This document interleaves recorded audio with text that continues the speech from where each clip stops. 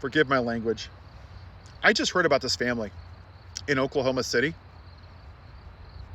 20 agents went into their house and yanked them out in their underwear. Their fucking underwear. Into the street, absolutely embarrassed at gunpoint. The person they were looking for wasn't even there. Didn't even live there. They took their life savings in cash because they had just moved there from Maryland, their phones, their laptops, their iPads.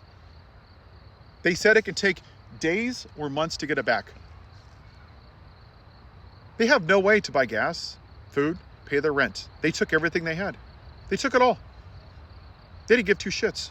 They got broken glass in their house. Doors are kicked in. Footprints are on the door frames. They're all mangled.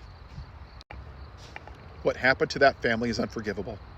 So for you people that still don't get it, can't we just find common ground? I don't understand why we all can't just get together and sing Kumbaya. Fuck you. Because in the words of Kendall Lamar, we are not the same.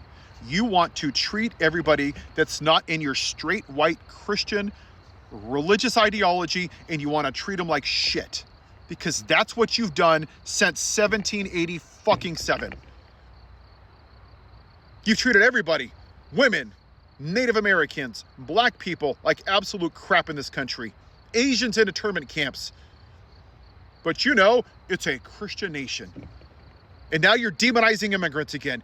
And you got off on it during the election. You're like, yeah, the brown people. Oh, yeah, my white privilege is going away. Yeah. The plantation owner that wears diapers and orange makeup like a drag queen. Yeah. That's what I want to hear. Yeah. Blame the non-white people. You know what's funny? If Jesus came to your house, evangelicals, you would call ICE on him and you would have him deported. Or, better yet, you would pull out your white hoods and you would put him back up on that cross in your backyard. Because that's who you are. It's who you've always been. And now you're to the point where you don't just get to treat people like shit and get away with it. Now there's consequences. That's where we are, America. But you know what? That time of Kumbaya, where you get to treat people like that shit's over. That's why I started this channel. White Christian nationalism. That's what it is. I wasn't here 200 years ago, but I'll tell you what, my demographic created this fucking mess. And we're still fighting this civil war today, just not on the battlefield.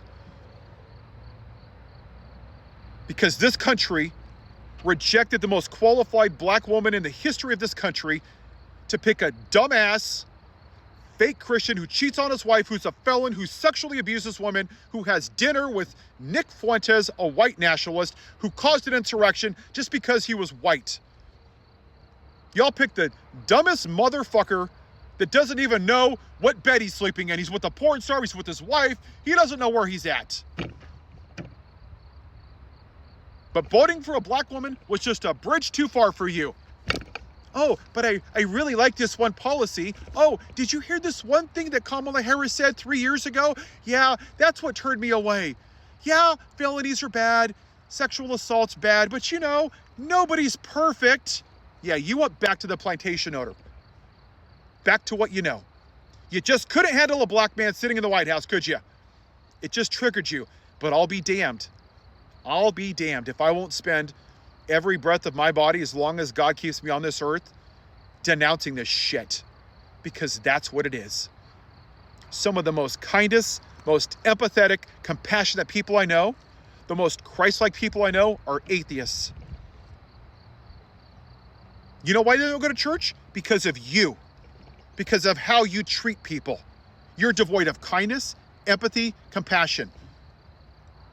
You're the religious ideology that chose Barabbas, the insurrectionist, over Jesus, because Jesus was paid for by George Soros. He was a weak, radical left, social libtard, right?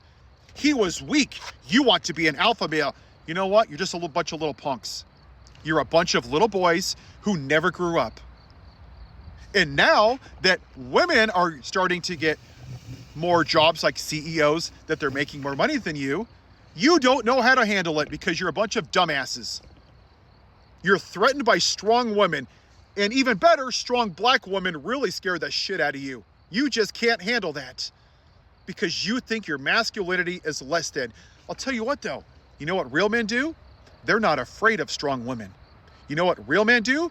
They don't vote for men that sexually abuse women.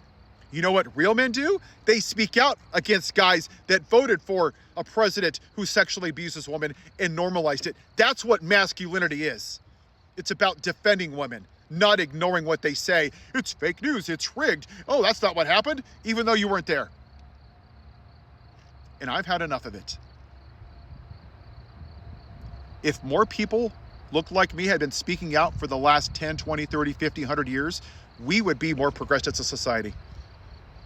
So for everyone that looks like me, all of us white dudes, even though we didn't create this mess initially, our demographic is the one that has privilege from it and benefited from it. And it is our goddamn job to speak out against all of these little toxic masculinity, insecure little boys that are saying that this stuff is okay. We cannot let it go on anymore. This is our fucking mess.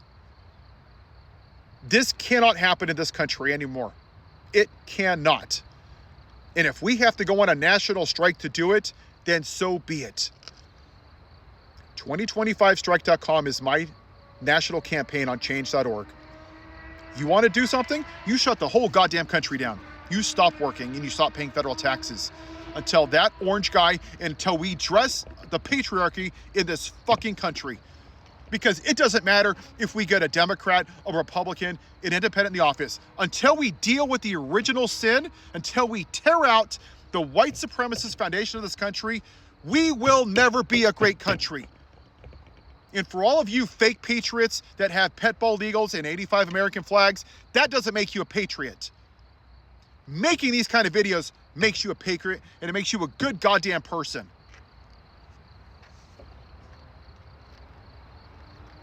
Take 5 seconds and think about what that flag means to somebody else that's black or Asian or a woman or an immigrant or a Muslim that's been demonized and it's been mistreated because of the American exceptionalism in that flag. It has never been great for everybody except for people that look like me. You may not like that. I don't give a shit. But those are the facts. This has never been a great country for everybody. So when you say make America great again, what you're saying is make America white again. And I'll be damned if I'm not going to call that out every goddamn day. I'm sorry that family in Oklahoma City went through this, but I can tell you one thing, I'm going to speak out for you and I'm going to stand up for you every goddamn day. Have a good day.